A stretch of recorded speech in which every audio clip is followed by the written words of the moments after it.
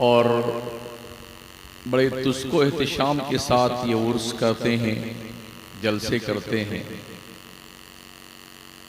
बड़ी खुशी की बात है। पर याद ये रखें कि जलसे कुछ सीखने, समझने और अमल करने के लिए होते हैं। इस पे तवज्जो रहनी चाहिए। अगर हमारी सुन्नी जमात ने जलसों से सीखने की कोशिश की होती तो अल्हम्दुलिल्लाह मैं समझता हूं कि हमारा हर सुन्नी वो बंदा जो 60-65 साल का है कम से कम 75% मौलाना बन जाता जी। इसलिए कि जितने जलसे हमारे होते हैं किसी के नहीं होते, लेकिन हमने ये महसूस किया है कि लोग जलसे करते हैं उमूमन, सब तो नहीं, दिखावे के लिए, नामो नमूद के लिए।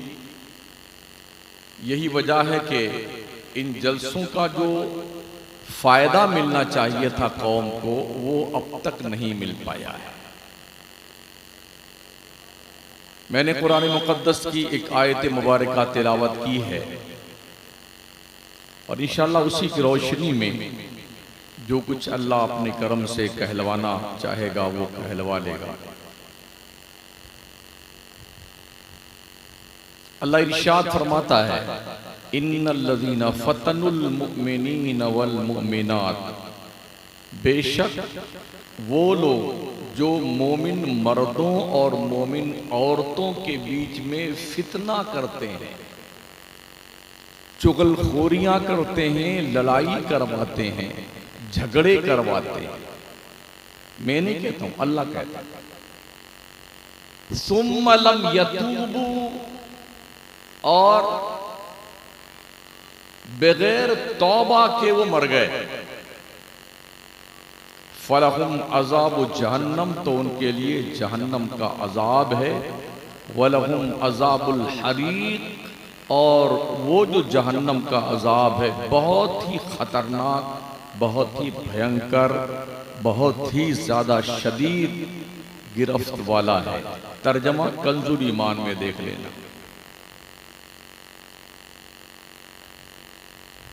लगाई बुझाई करना ताकि दो लोग लड़ जाएं आपस में, झगड़ा कर लें आपस में, इनका केस चलता रहे, ये मिट जाएं, ये तबाह हो जाएं। ये मुल्की पैमाने पे हमने अपनी कौम में ये बुराई बहुत ही जोर शोर के साथ पनपते देखा है। होना ये चाहिए कि आदमी जहां तक मुमकिन हो लोगों के बीच इंतशार पैदा होने से सालिसी रूल अदा करे, ताकि लोग आपस में झगड़े नहीं, लड़े नहीं, मारपीट न करें, मोहब्बतों का पैगाम आम किया जाए, इंसानियत का सबक सिखाया जाए, एक दूसरे की कदर व मंजिलत करना सीखा और सिखाया जाए। ये हमारी जिम्मेदारी एज ए मुस्लिम भी है और हमारे रब का फरमान यही हमें कहता है। और रसूल किरदगार सल्लल्लाहु ताला अलैहि वसल्लम ने बरसहा बरस नहीं, नस्लों से लड़ती हुई मक्के की कौम को तस्बीह के दाने में ऐसा पिरो दिया था, ऐसा पिरो दिया था कि खुद न थे जो राह पर, औरों के हादी बन गए। क्या नजर थी जिसने मुर्दों को मसीहा कर दिया। वो कसम खाते थे लड़ने के लिए, जब तक हम अपने परदादा की मौत का, कत्ल का बदला नहीं ले लेंगे तब तक चैन से नहीं बैठेंगे। शराब के प्याले में उंगली डाल के कसम खाते थे, अपना खून निकाल के प्याले में कसम खाते थे कि जब तक बदला नहीं ले लेंगे तब तक गुस्ल नहीं करेंगे, जब तक बदला नहीं ले लेंगे तब तक सर का बाल नहीं मुड़ाएंगे। इस तरह की जहालत की कस्में दौरे जहालत में नबूवत के ऐलान से पहले पूरे हिजाज में पाई जाती थी। मगर मेरे मुस्तफ़ा करीम सल्लल्लाहु ताला अलैहि वसल्लम ने 40 साल खामोश तबलीग करके प्रैक्टिकली तौर पर मक्का की औबाश किस्म की कौम को इतना क्लीन और साफ सुथरा बना दिया कि हुजूर रहमते आलम अलैहिस्सलाम ने जब नबूवत का ऐलान फरमाया तब से लेकर के और 63 साल की उम्र तक कुल 23 साल में एक ऐसी कौम पैदा की मुस्तफा करीम ने, ऐसी कौम जो जिस तरह दूध और शक्कर को आपस में घोल दिया जाए तो पता नहीं चलता है, ऐसे ही दुश्मनों को दोस्ती के लबो लहजे में प्यारे पैगंबर ने एक ही सफ में खड़ा कर दिया। आज क्यों ऐसा? हमने देखा है, हम भी इमाम है जामा मस्जिद के, अगर हमारी किसी से नहीं बनती है और वो हमारे बगल में आके खड़ा हो गया है ना, तो थोड़ा वो नियत बांधे सरक लेते हैं कि इसकी जिस्म से हमारा जिस्म टच ना होने पाए। अगर पता चल गया पहले से यहां पर हमारा दुश्मन खड़ा हुआ है तो वहां हम नहीं खड़े होंगे, घूम के इस तरफ आ जाएंगे खड़े होने के लिए। क्या ये सुना नहीं है? एक ही सफ में खड़े हो गए महमूद व अयाज, न कोई बंदा रहा और न कोई बंदा नवाज, बंदो साहिबो मोहताजो गनी एक हुए, रब के दरबार में पहुंचे तो सभी एक हुए। क्या अल्लाह के घर में आने के बाद भी हमारे बुग़्ज़ो इनाद का जो लावा दहक रहा होता है ये सर्द नहीं पड़ता है?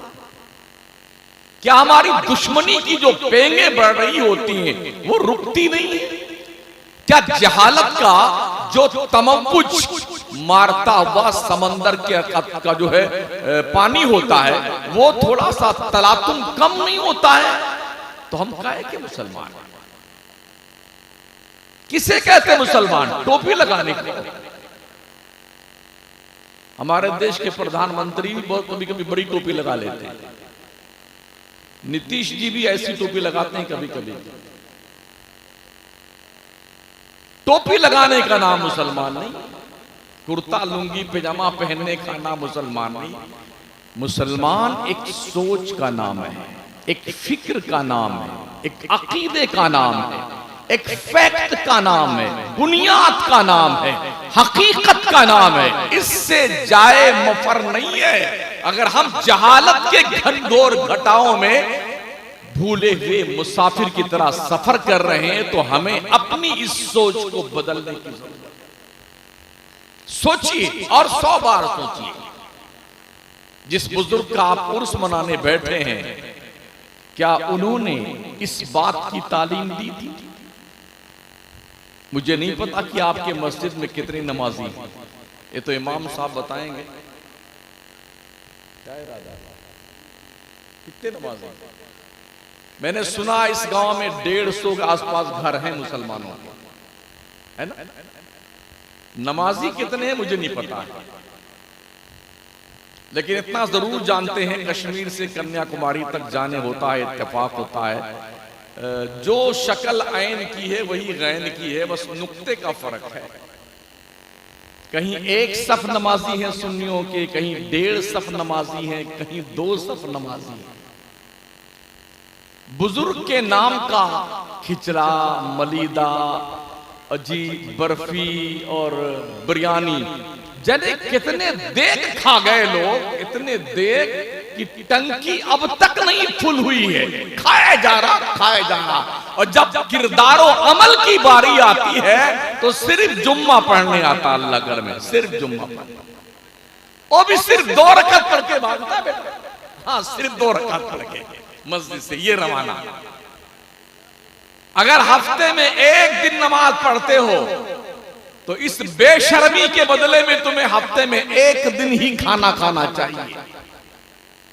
तुम्हें कोई अधिकार नहीं बनता कि अल्लाह की रोजी को दिन में 3 बार खाओ, तुम्हें राइट नहीं।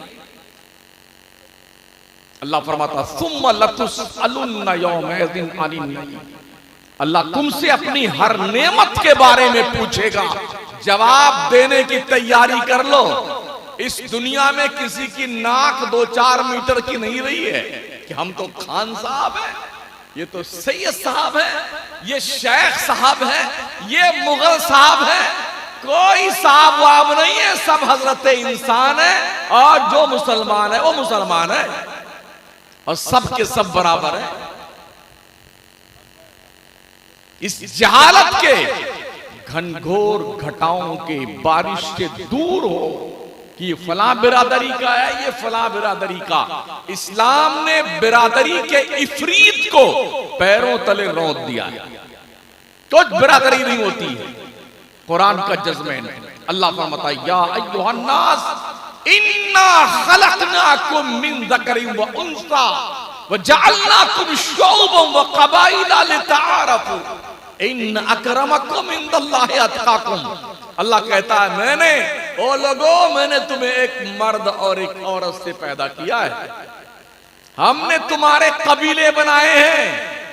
ओनली फॉर इंट्रोडक्शन, खान साहब, शेख साहब, अंसारी साहब, कसाई साहब, दुनिया साहब वगैरह वगैरह, ये किस लिए है?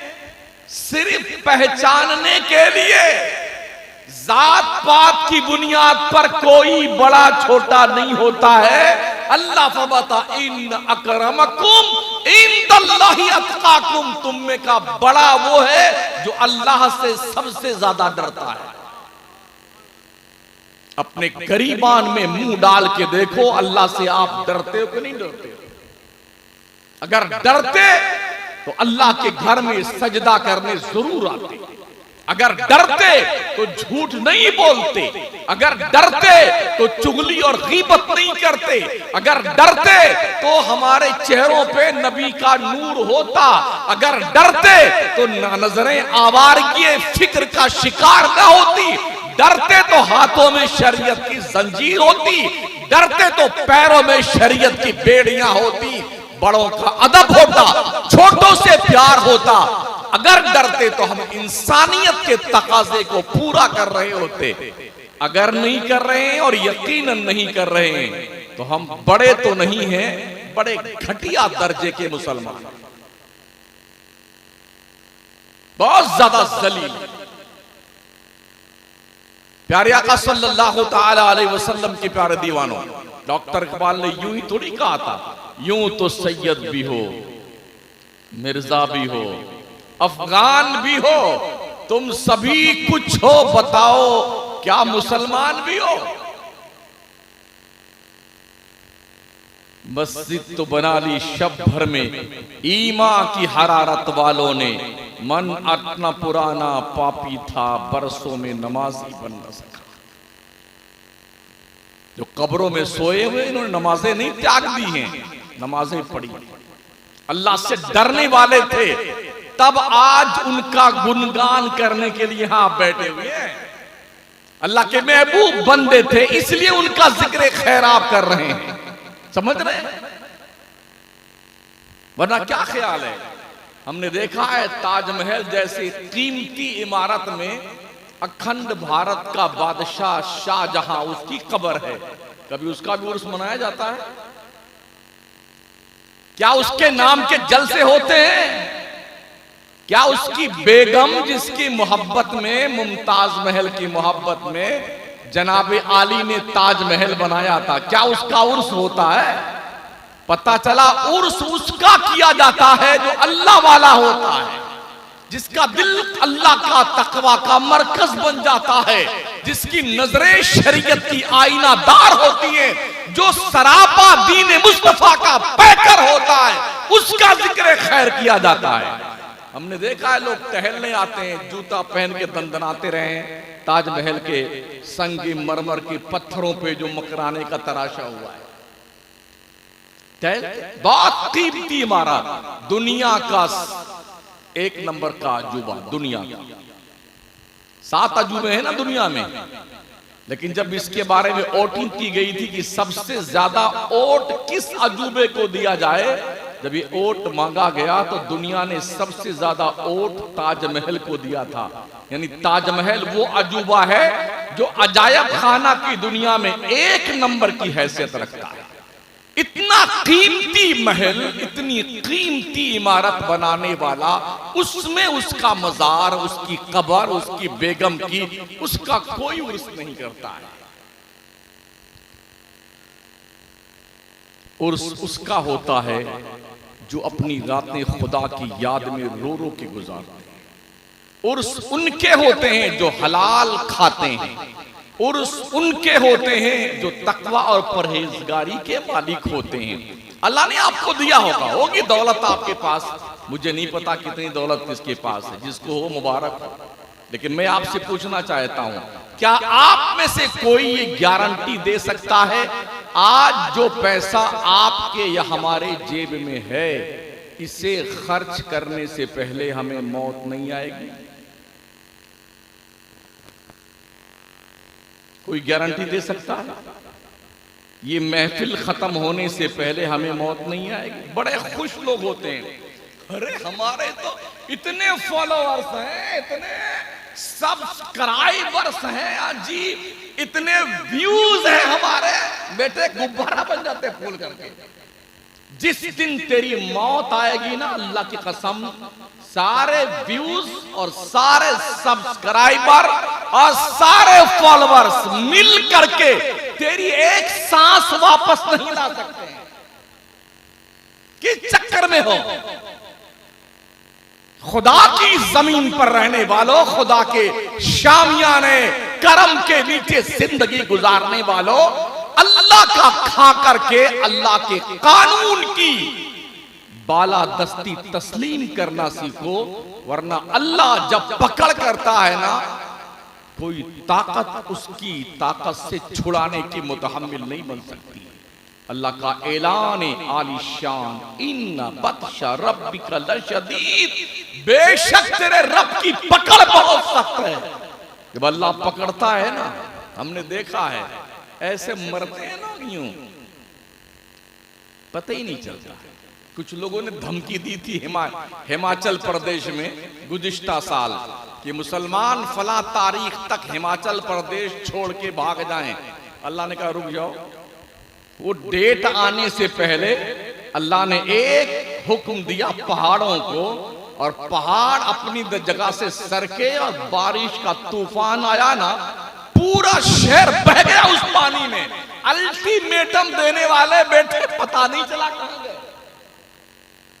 ये कुदरत, एक झटके में पूरा शहर बह गया। जिन्होंने वार्निंग दी थी ना मुसलमानों को, उनका पता नहीं चला कहां गए। अल्लाह जब इंतकाम लेता है, दुनिया की कोई ताकत उसके इंतकाम के सामने ठहर नहीं सकती। अल्लाह खुशहाल रखे आपको, अच्छा रखे, बेहतर रखे आपको। इतना जरूर ध्यान रखना कि आपके जरिए से कोई गरीब परेशान ना हो, किसी पे जुल्म ना हो, किसी के ऊपर तुम्हारा अत्याचार नहीं होना चाहिए, किसी की तरफ उसकी जमीन खरीदने के लिए प्रेशर बना करके कि यह जमीन हमारे हाथ औने पौने बेच के भाग जाए। इस बात को दिमाग से निकाल देना, वरना इस भूत का, इस कीड़े का अंजाम भी एक बादशाह को भुगतना पड़ा था। एक बुढ़िया थी जिसने बादशाह के महल के आसपास अपना एक झोपड़ा बना रखा था। बादशाह रोजाना कहता अपने कारिंदों से, इस बुढ़िया से कह दो अपना मकान बेच के कहीं और चली जाए, हमारा महल बन रहा है तो उसकी दीवार टेढ़ी हो जाएगी इसके झोपड़ी की वजह से। उसने कहा नहीं, हम तो यहीं रहेंगे, कहीं नहीं जाने वाले। जब बुढ़िया नहीं मानी तो एक दिन बुढ़िया कहीं काम बिजनेस धंधे पे गई थी कुछ लाने के लिए। इधर बादशाह के गुंडों ने, हरकारों ने बुढ़िया की झोपड़ी तोड़ ताड़ के बराबर कर दिया और दीवार सीधी कर दी। बादशाह का महल तैयार हो गया। बुढ़िया शाम को लौट के आई तो उसने अपना मकान देखा कि पूरी झोपड़ी ढा दी गई है। लोगों से पूछा हमारी ये झोपड़ी किसने तोड़ा? लोगों ने कहा बादशाह की आदमियों ने तोड़ा। तो बाहर गई थी ना, कोई था नहीं तेरे घर में। बादशाह के कारिंदे आए, गुंडे आए, उन्होंने तोड़ दिया तेरा झोपड़ा। उसने आसमान की तरफ मुंह उठाया, उसने कहा अल्लाह, मैं नहीं थी घर पे, तू कहां था?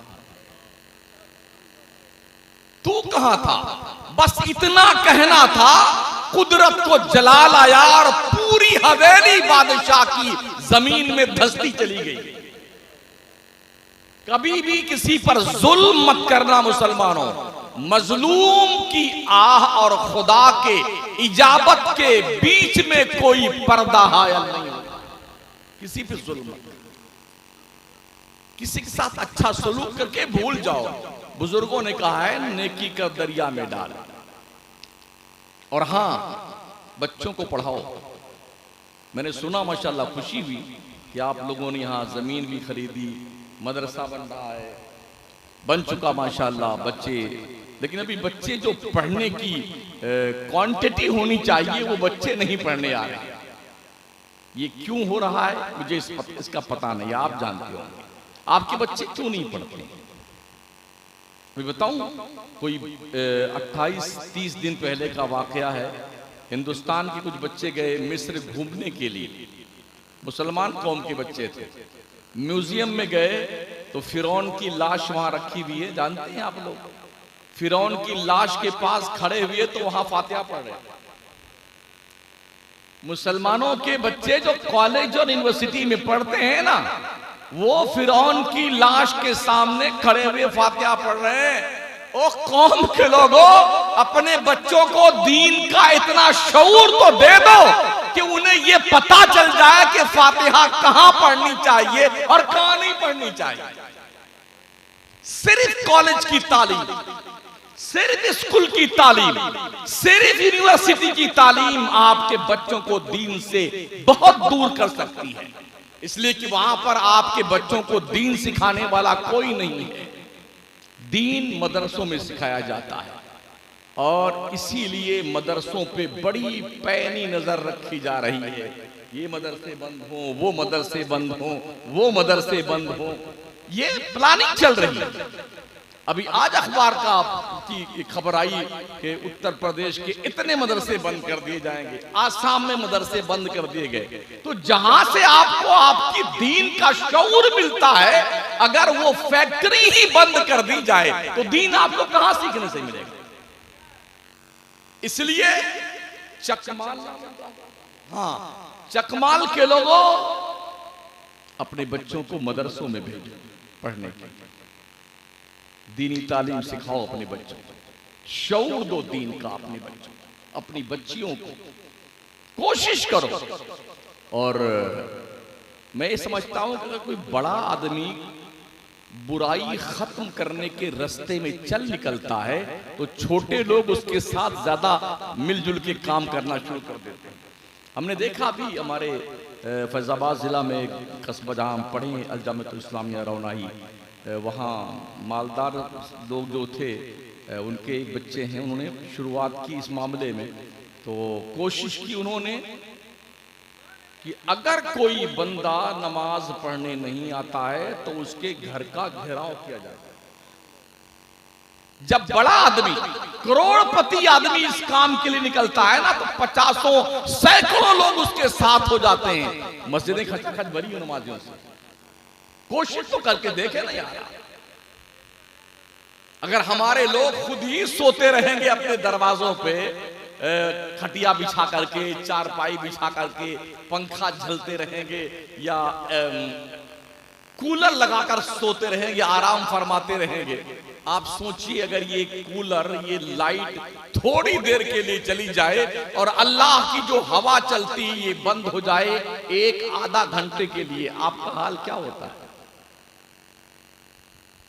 क्या हाल होता आपका?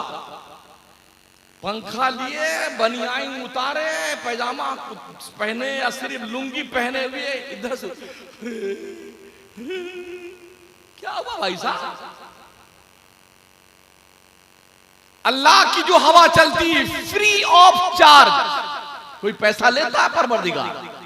ऐसी कूलर सब फेल है। कुदरत की हवा अगर चल जाए ना तो सारी हवाओं पे ये नेमतें इलाही भारी होती है। अल्लाह कुछ नहीं लेता इसका, फ्री ऑफ चार्ज है।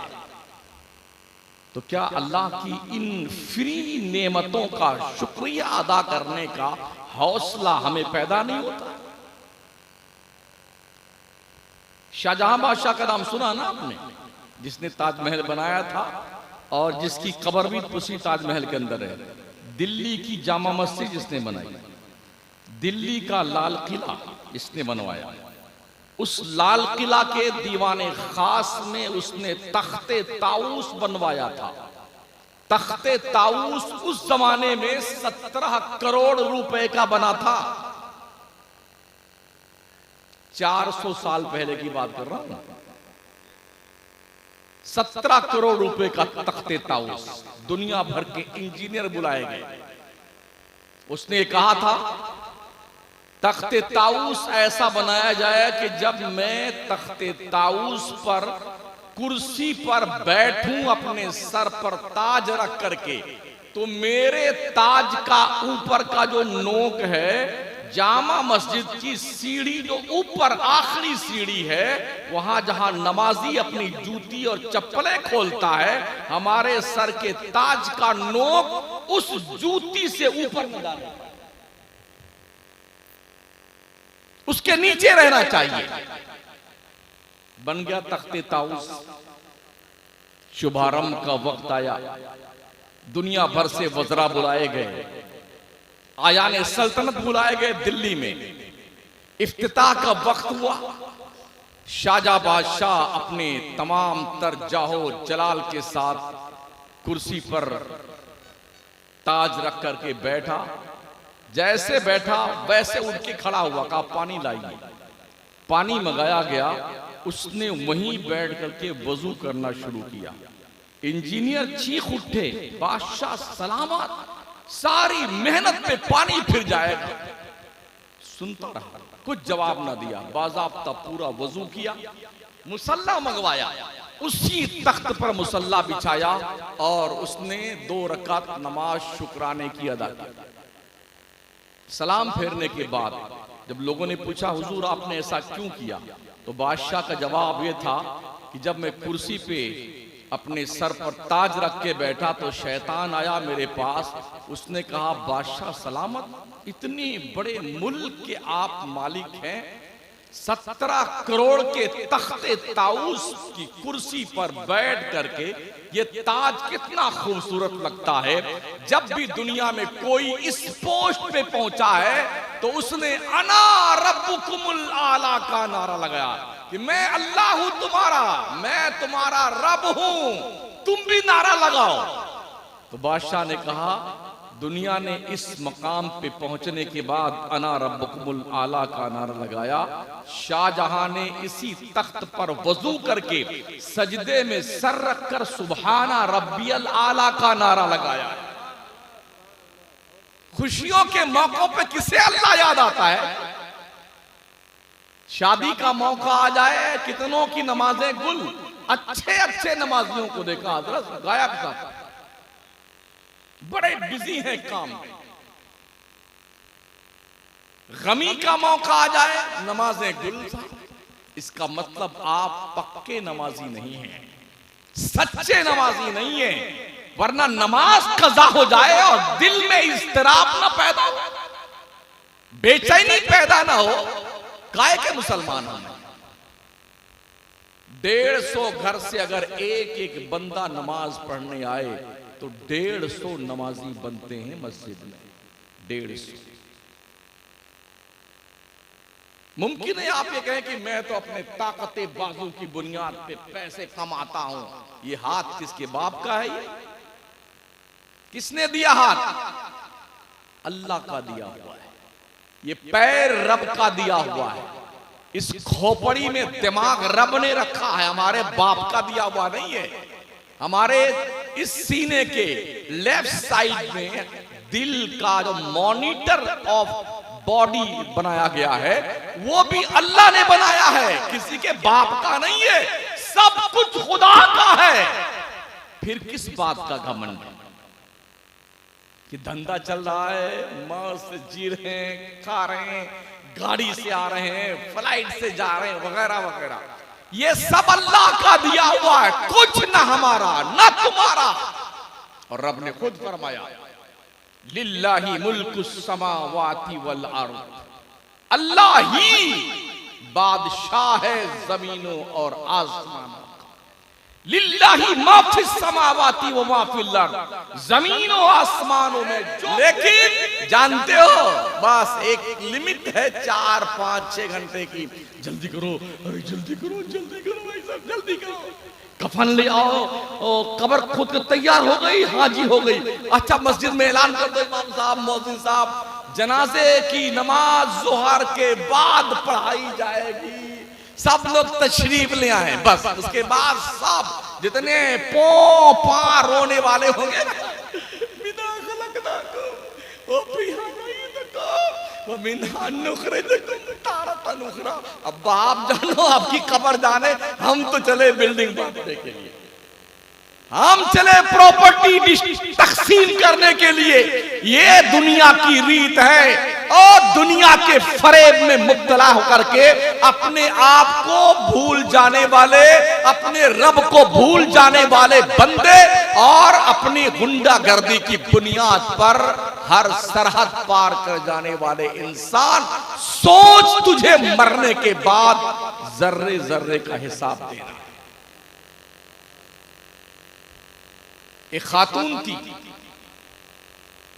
सोने की अशरफियां उसके पास, मटका भरा हुआ, एक मर्ज पैदा हो गया उसके जिस्म में। डॉक्टर ने कह दिया ला इलाज, बहुत जल्द तुम्हें मर जाना है। उसने कहा डॉक्टर साहब हमारी अशरफियों की पूरी जो मटकी भरी हुई सब ले लो, हमें जिंदगी की चंद सांसें दे दो। उसने कहा नहीं, दुनिया का कोई मुआलिज, कोई डॉक्टर तुम्हें जिंदगी की एक सांस नहीं दे सकता है। तो जानते उसने क्या किया था? मटका उठाया अशरफियों का और ऐसे फेंकते जाती थी सड़कों पे, इस पैसे को रखने से इस अशरफी का क्या फायदा जो हमारे इलाज के काम ना आ सके, हमारी जिंदगी के लिए ये बाज़ाब्ता तौर पर जो बीमारी लाहिक है उससे दूर न कर सके, तो इस अशरफी, इस सोने, इस चांदी से क्या फायदा।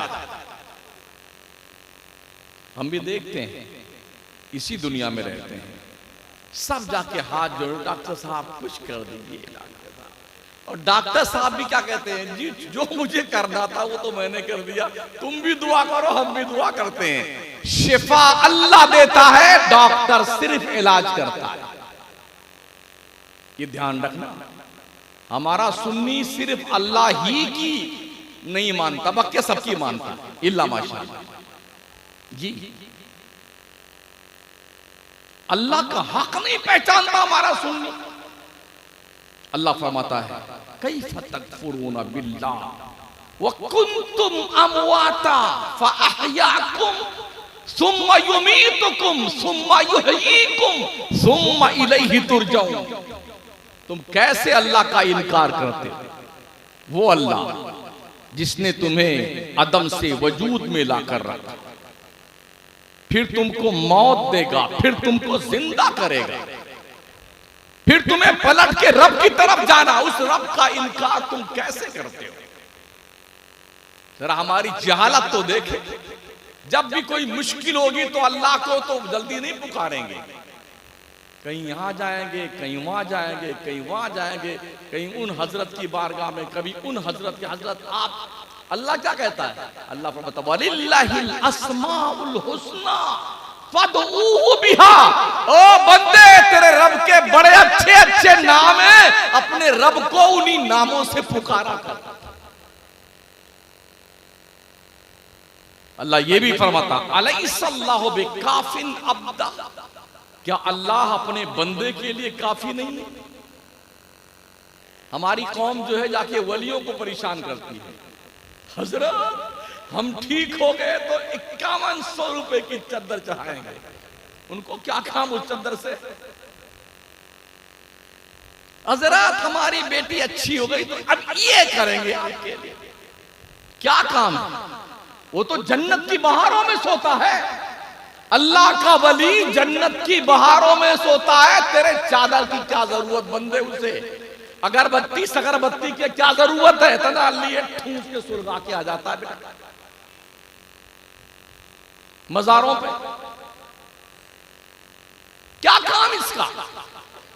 अब तो सोने दे चैन की नींद। मुनकर नकीर ये कह के गए हैं, नाम का नाम तिल औरूस, सो जा बंदे जैसे दुल्हन सोती है। अब सोने दे बंदे, क्यों परेशान करता अल्लाह के वलियों को? क्यों उस रब से नहीं मांगता जो कभी ऊंघता नहीं?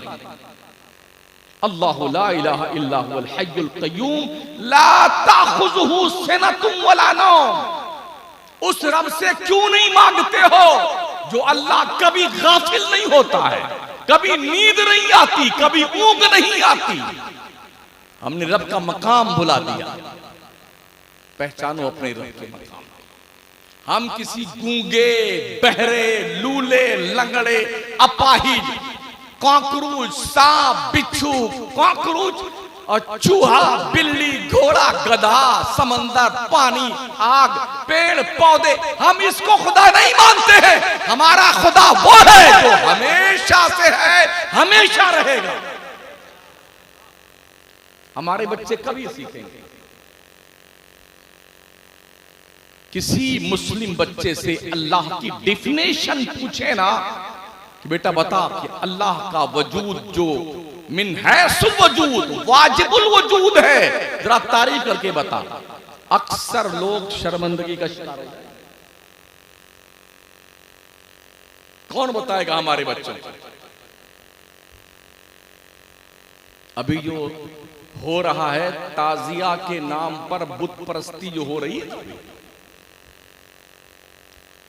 हमारे भी उलमा क्या करते हैं, अजी ताजिया चलो फर्ज तो नहीं है, वाजिब तो नहीं है, चलो सुन्नत भी नहीं है, मौक़दा गैर मौक़दा भी नहीं है, मगर नक्शा बनाने में क्या जाता है? आज देख लो उन्हीं ताजियों के अंदर मूर्तियां बना दी गई, मूर्तियां। और हमारे सुन्नी आए हाय क्या, या हुसैन, या ले मलीदा, दे मलीदा, दे फातिहा, दे कुरान खानी, मूर्तियों के सामने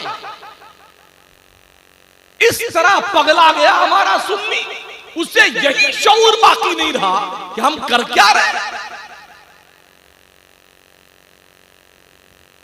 बाज पीर भी इसी लाइन में लग गए और बाज मुल्ले भी इसी लाइन में लग गए, हमारे मौलाना लोग भी, कि नहीं जी यूं इमाम हुसैन के रोजे का नक्शा बना के रखना चाहिए। काम क्या है?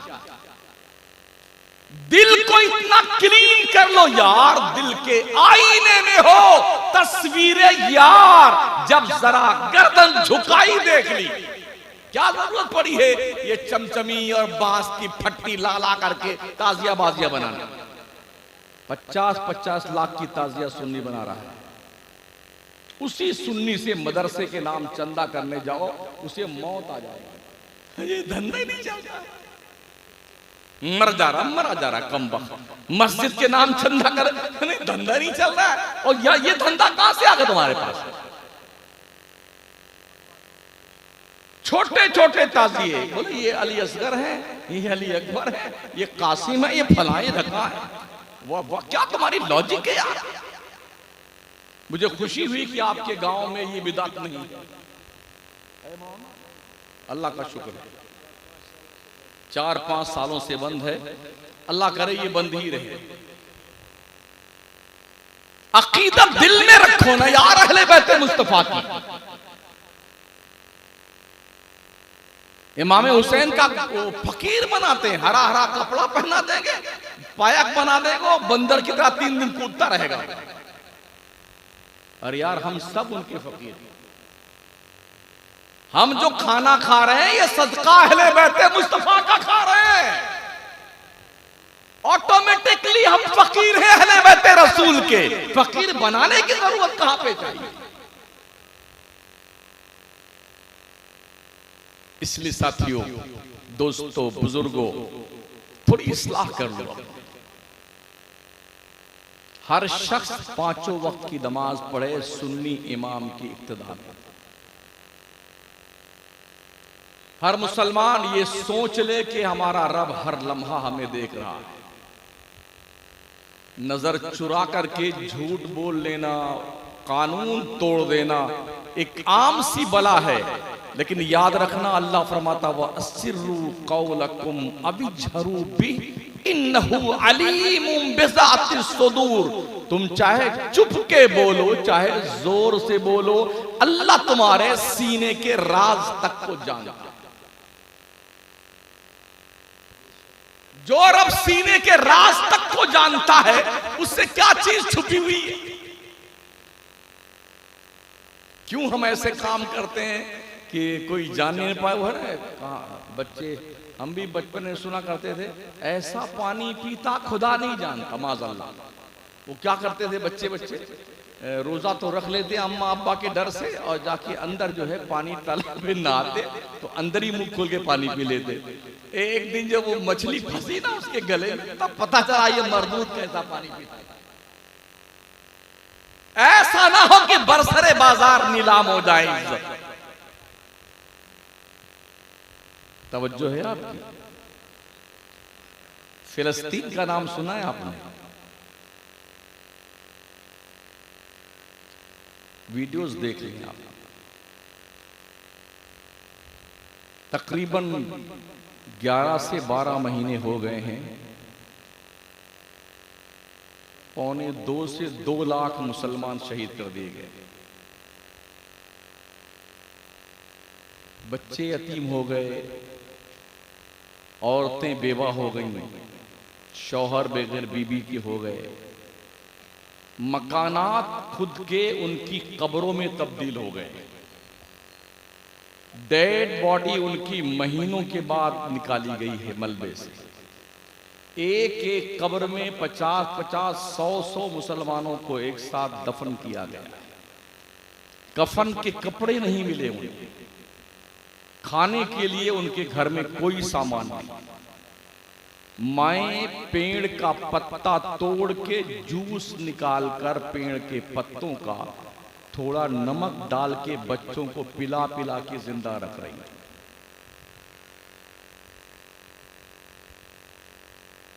पानी पीने के लिए उनके पास कुछ नहीं है।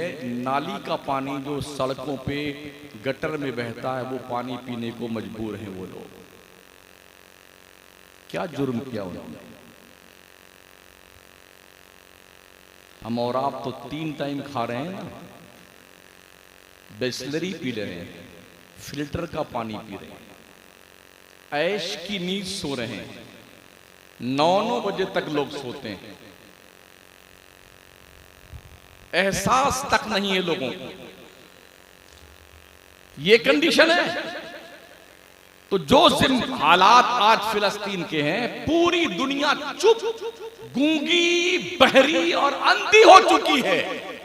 कोई कुछ बोलने को तैयार नहीं। अगर ये हादसात आपके साथ पेश आए तो क्या होगा? अगर आपको खाने को ना मिले तो क्या करेंगे? पानी पीने को ना मिले तो क्या करेंगे? हमने देखा कुछ एक बच्ची कोई थी 12-13 साल की, वो भागती हुई जा रही थी, दुपट्टा सर पे नहीं था। पत्रकार ने उसका फोटो खींचना चाहा, उसने कहा मेरे भाई मेरी तस्वीर मत उतारना, इस मेरे सर पे दुपट्टा नहीं है। क्या ये जुमले हमारी कौम की बच्चियों, माओं और बहनों को इस हवाले के लिए काफी नहीं है कि हमें पर्दे में रहना चाहिए? कुछ बच्चे और बच्चियां अपने हाथ पर अपना नाम लिखवा रहे थे। जब उनसे पूछा गया नाम क्यों लिखवाते हो, उनका कहना था नाम इसलिए लिखवाते हैं, पता नहीं किस वक्त हमारे घर पे बमबारी हो जाए, अगर हम बम के गिराने पर मलबे में दब जाएं तो कम से कम हमारे घर वाले हमारे हाथ पर लिखे हुए नाम देख के समझ तो जाएं कि मैं शहीद हो गया हूं।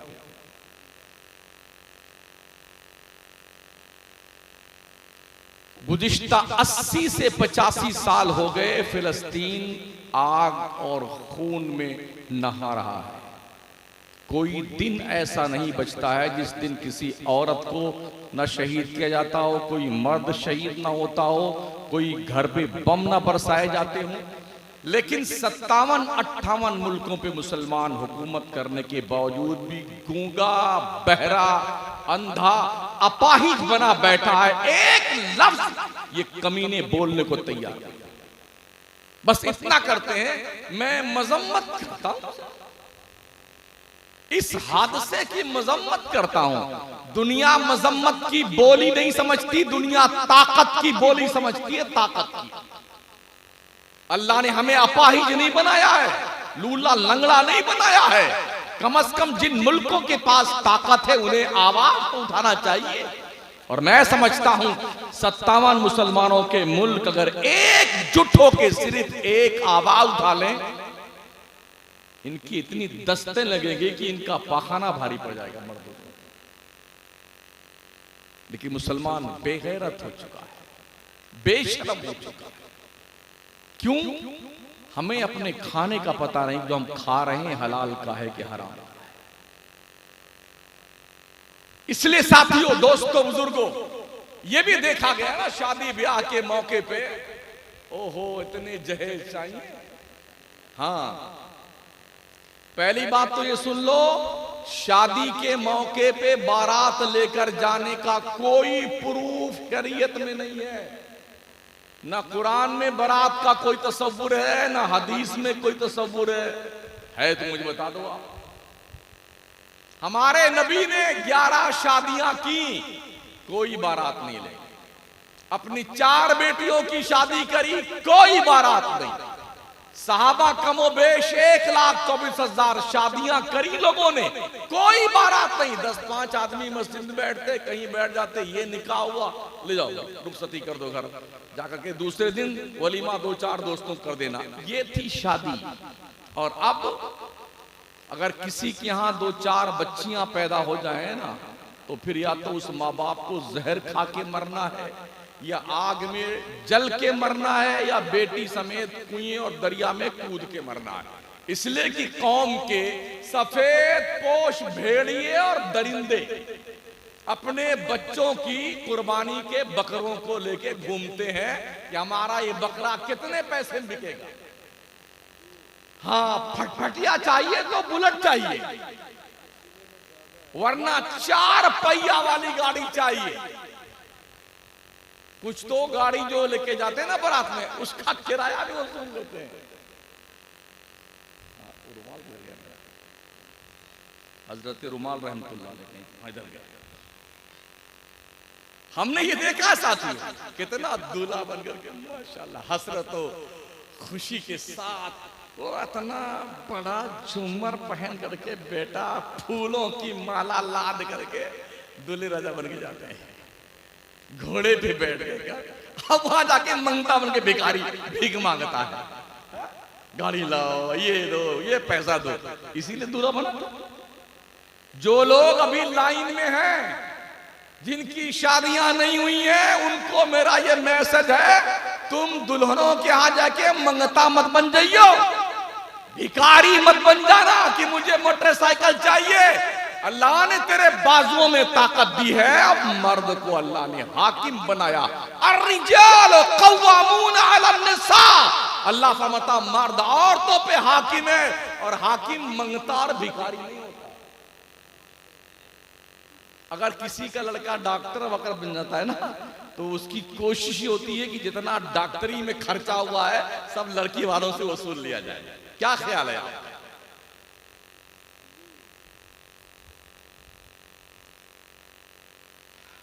कम से कम 25-25, 30-30 स्कॉर्पियो लेके जाते हैं, लाइन लग जाती है कि हो फलानमा की बारात जा रही है।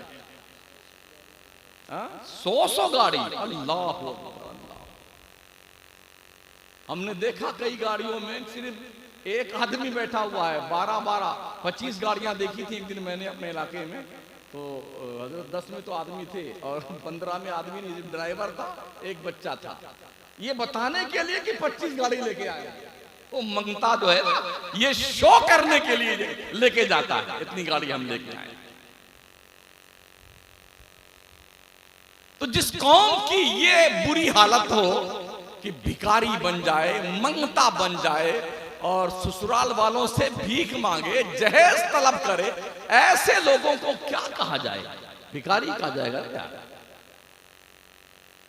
अल्हम्दुलिल्लाह हमारे यहाँ राजस्थान में सामूहिक विवाह होता है, इज्तिमाई शादियां होती हैं। कुरैशियों की अलग होती हैं, बिश्तियों की अलग होती हैं, मोचियों की अलग होती हैं, बिसातियों की अलग होती हैं, और पूरी कौम की वो अलग होती हैं। 200-300 की लड़कियां और लड़के शादी एक पंडाल में। 25 साल हो गए हम लोगों ने मकराना में भी खाना पानी बंद कर दिया है। लड़की वाले के यहाँ आपको खाना नहीं मिलेगा, बाराती वालों ये सोच के बारात लेके मत आना। क्या मिलता है? या चाय मिलेगी, या कॉफी मिलेगी, या एक गिलास शरबत, या एक आइसक्रीम। ये निकाह हुआ, जाइए अपने घर जाइए, खाना खाइए। ये तरीक़ेकार। अब अगर ऐसी सूरत में किसी के 4 नहीं 5-10 लड़कियां पैदा हो जाए तो क्या डर है? वरना हमने ये भी देखा है, अगर शादी जब हो जाती है और 1-1.5 साल तक कुछ पैदा ना हो ना, तो पूरा घर, सारे रिश्तेदार, लो तौबा अल्लाह, लड़के में कमी है कि लड़की में कमी है। 1 साल के बाद फिर लग गए बेटे लाइन में, डॉक्टर की जांच, इसकी जांच, उसकी जांच। उसमें भी कुछ ठीक ठाक ना हुआ तो बाबा के हाथ चल गए, ये पलीता जलाओ, ये जो है दफना देना, पुरानी कब्र में गाड़ के आ जाना, 12 बजे रात के बाद जाना, 1.5 हाथ कब्र खोदना, पीछे मुड़ के मत देखना। कुछ वो लूटते हैं, कुछ वो डॉक्टर लूटता है। कैसे कैसे अल्लाह ने कुछ करम किया ना। अगर कुछ उम्मीद लगी कि अंदर कुछ है तो पूरा घर पर, या अल्लाह लड़का पैदा होना चाहिए, या अल्लाह लड़का पैदा होना चाहिए। तो लड़की भी तुम्हारी कब्र खोदा है क्या? लड़की को नहीं होना चाहिए? हमारे नबी के सिर्फ लड़कियां थी, लड़के दिए रब ने, बचपन में वापस ले लिए। लड़कियों की परवरिश की मुस्तफा करीम ने इज्जत से तालीम और तरबियत देके शादी करी और रुखसत कर दी, ताकि उम्मत के लोगों को पता चले हमारा नबी बच्चियों से नफरत नहीं करता था, प्यार करता था, मोहब्बत करता था। बोझ मत समझो बच्चियों को।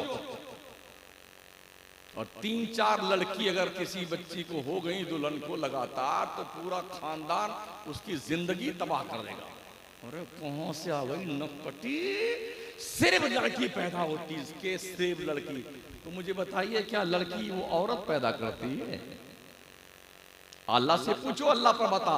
यह बोले मैं ये शाओ इनासा, वह यह बोले मैं ये शाओ ज़ुकूर, और युज़व्विजुहुम ज़ुकराना व इनासा व यजअलु मन यशाउ अक़ीमा। अल्लाह जिसे चाहता है लड़का देता है, अल्लाह जिसे चाहता है लड़की देता है, जिसे चाहता है दोनों देता है, और जिसे चाहता है बांझ बना देता है। हमने देखा है बहुत सारे अरबपतियों को अमेरिका लंदन तक इलाज करा के आ गए, अल्लाह ने नहीं देना तो नहीं दिया। और हमने बहुतेरों को देखा है घर में खाने को नहीं है, मगर हम 2 हमारे 10, चिंकी, पिंकी, डबलू, लहक, महक, चहक, चड्डी मिली तो पजामा, कुर्ता मिला तो चड्डी नहीं, रोटी मिली तो चटनी नहीं, चटनी मिली तो रोटी नहीं, दोनों नली बह रही है। यूं पड़ जाते, या अल्लाह परेशान क्या है? घर में खाने के लिए वादे हैं, मगर औलाद की रब ने बहारें लगा दी उसके घर में। पता चला लड़का लड़की देना किसी औरत का काम नहीं, किसी डॉक्टर का काम नहीं, किसी बाबा जी का काम नहीं, अल्लाह देता है जिसे चाहता है। इसलिए किसी पर ताना मत कसा करो कि इसकी लड़का पैदा नहीं होता है या लड़कियां ही लड़कियां पैदा होती हैं, इसका कसूर है। ये बहुत बहुत बड़ा गुनाह है जो तुम अल्लाह के कानून पर ऑब्जेक्शन करते हो। प्यारे आका सल्लल्लाहु ताला अलैहि वसल्लम के प्यारे दीवानों, उर्स करो, पाबंदी नहीं है, मगर उर्स करना फर्ज नहीं, वाजिब नहीं, सुन्नत नहीं, ठीक है। इस उर्स को जो लोग शुरू करते हैं ना, आहिस्ता आहिस्ता ये एक बिजनेस और कारोबार बन जाता है। हम पूरे मुल्क की बात कर रहे हैं। इतने लोग इस धंधे में लग जाते हैं कि अब गुनाह कितना होता है ना कमेटी रोक पाती है, ना हजरत खलीफा साहब रोक पाते हैं, ना मौलाना साहब रोक पाते हैं। गुनाह इतना ज्यादा शुरू हो जाता है कोई रोकने वाला? आज मेरे मोहल्ला में सरकार ख्वाजा मोइनुद्दीन चिश्ती के मस्जिद जो शाहजहानी उसके दक्षिण साइड में जो कब्रिस्तान छोटा सा है, चरस, गांजा, भांग, अफीम, हेरोइन, गर्द सब वहीं पीते बैठ के। बोले कलंदर लोग, जिसकी माँ ने दम पिला। जरा रोक के बताओ क्या ये? हर महीना छठी में लोग जाना फर्ज समझते हैं अजमेर। ओ पगलो, कान खोल के सुनो, तेरी जन्नत तेरे माँ की शक्ल में तेरे घर में मौजूद है। कभी उसके भी पांव तुमने चूमे?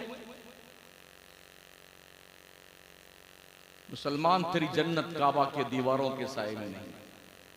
अल्लाह का नबी फरमाता अल जन्नतु तहता अक़दामिल उम्महात, जन्नत तुम्हारी तुम्हारे माओं के कदमों के नीचे है।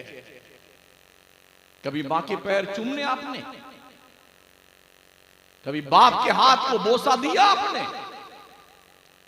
पीर साहब आ जाए, जूता चप्पल यूं, और ये भी देखा कर पीर साहब सिगरेट पीते हैं ना तो जो उसका गुल झाड़ते बेटा यूं लेगा चाट लेता है वो, बेशरम बेगैरत कहीं का। कभी मां का जूता भी खाया तुमने?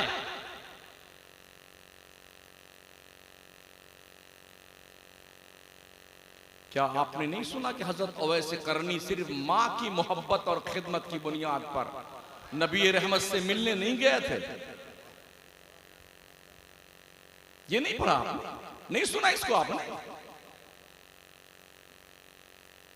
साहबा ने पूछा था, रसूलुल्लाह क्या वो आपका आशिक कभी आपसे मिलने आया? कहा नहीं।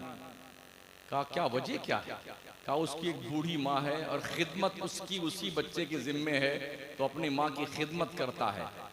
अगर वो आते तो सहाबियत के शरफ से मुशर्रफ होते, और सहाबी उस मर्दे मुसलमान को कहते हैं जिसने ईमान की नजरों से एक पल के लिए हुजूर का रुखे ज़ेबा देखा हो, ईमान पे खात्मा हुआ हो, उसे सहाबी कहते हैं।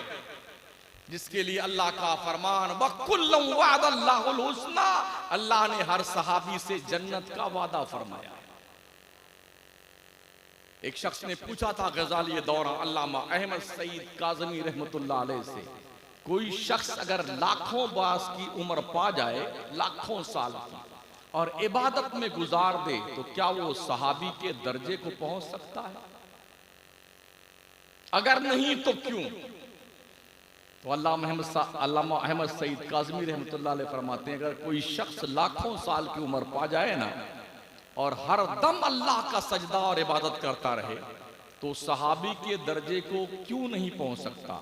इसलिए नहीं पहुंच सकता कि ईमान की हालत में एक नजर हुजूर के जमाले जहां आरा को देखने में जो सवाब अल्लाह ने रखा है, वो लाखों साल की इबादत में नहीं रखा है। तो क्या सहाबा को पता नहीं था? अगर हजरत अवैस करनी माँ को छोड़ करके आ जाते मदीना, हुजूर की ज़ियारत कर लेते, सहाबी बन जाते। मगर इस एजाज को उन्होंने सानवियत के मंजिल में रखा और माँ की खिदमत को अव्वलियत के मंजिल में रखा। इनाम क्या मिला पता है? मुस्तफा करीम सल्लल्लाहु अलैहि वसल्लम ने फरमाया, अली, उमर, ये मेरा जब्बा है, पैरान है, इसे लेके जाओ और मेरे उस दोस्त को। ये दोनों लेके आए थे, करन गए। क्या है? आका ने फरमाया था कि मेरे इस दोस्त की दुआ पर मेरा अल्लाह मेरी उम्मत के गुनहगारों को कबीले रबियार, कबीले मजर के भेड़ों के बाल की तादाद के बराबर बख्शिश का परवाना अता फरमाएगा। एक भेड़ में कितने बाल होते हैं? गिन सकता है कोई? अरे यार, बकरी के पूंछ के बाल गिन के बता दो। कबीले रबिया, कबीले मजार, ये दो कबीले ऐसे थे जो मदीने में बहुत ज्यादा बकरियां और भेड़ पाला करते थे। तो हुजूर ने क्या फरमाया, ओवैस की दुआ पर मेरा अल्लाह मेरी उम्मत के इतने गुनेगारों को बख्शेगा जितना कबीले रबिया और मजर के भेड़ों और बकरियों के बाल है। अल्लाह हमारा और आपका भी शुमार उसी में फरमा ले, वरना कुछ पता नहीं कि कहां जाएंगे। हमें खुद ही नहीं पता कि हम कहां जाएंगे। हम अगर बहुत सारे ठेकेदार भी हैं, इंशाअल्लाह हम जन्नत में लेके जाएंगे। हमने बाज़ाब्ता डींगे मारते हुए सुना है लोगों को, पीर साहब ले जाएंगे जन्नत में, फलाने साहब जन्नत में लेके जाएंगे, लेकिन किसी पीर को पता है कि वो खुद जन्नत में जाएगा कि नहीं जाएगा। बड़े पीर, रोशन जमीर, पीराने पीर दस्तगीर शाह अब्दुल कादिर जीलानी बगदादी रज़ी अल्लाह ताला अन्हु फरमाते, जो मुसलमान नमाज नहीं पढ़ता है मर जाए तो उसे मुसलमानों के कब्रिस्तान में दफन न किया जाए। ये नहीं बताते हैं लोग, पीर साहब जन्नत में लेके जाए। जिनके पास कन्फर्म टिकट थे जन्नत के, वो रात रात भर रोते थे, रात रात। और जिनके पास वेटिंग लिस्ट है वो रात रात का दिन दिन भर सोते हैं।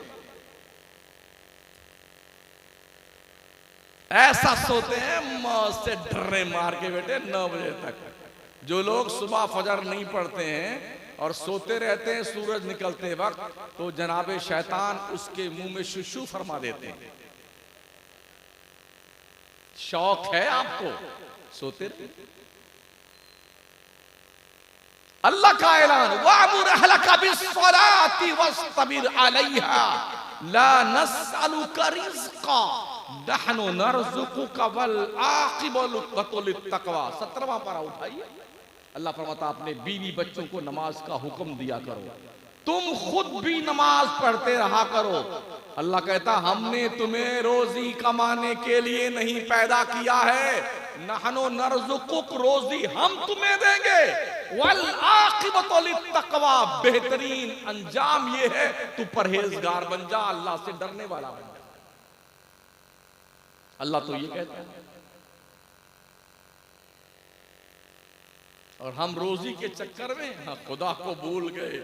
लोग फिक्र रोजी में ख्याल रिज़्क़ है, रज़ाक का ख्याल नहीं। इख्तिताम तक पहुंचने की कोशिश में करता हूं। अल्लाह को भूल गए, जबकि अल्लाह का वादा है, वमा मिन दाब्बतिन फिल अर्द इल्ला अलल्लाहि रिज़्क़ुहा व यअलमु मुस्तक़र्रहा व मुस्तौदअहा कुल्लुन फी किताबिन मुबीन। मैंने अपनी बात कोई नहीं करी, मैं कुरान से बात कर रहा हूं। अभी हमने हदीस भी एक नहीं पढ़ी, शायद पुरानी आयत पढ़ रहा हूं। अल्लाह कहता है, जमीन पर रहने वाला कोई जानदार ऐसा नहीं जिसकी रोजी अल्लाह के जिम्मे करम पर ना हो। कितनी रोजी देनी है, कहां देनी है, कब देनी है, ये सब रोशन किताब में मौजूद है।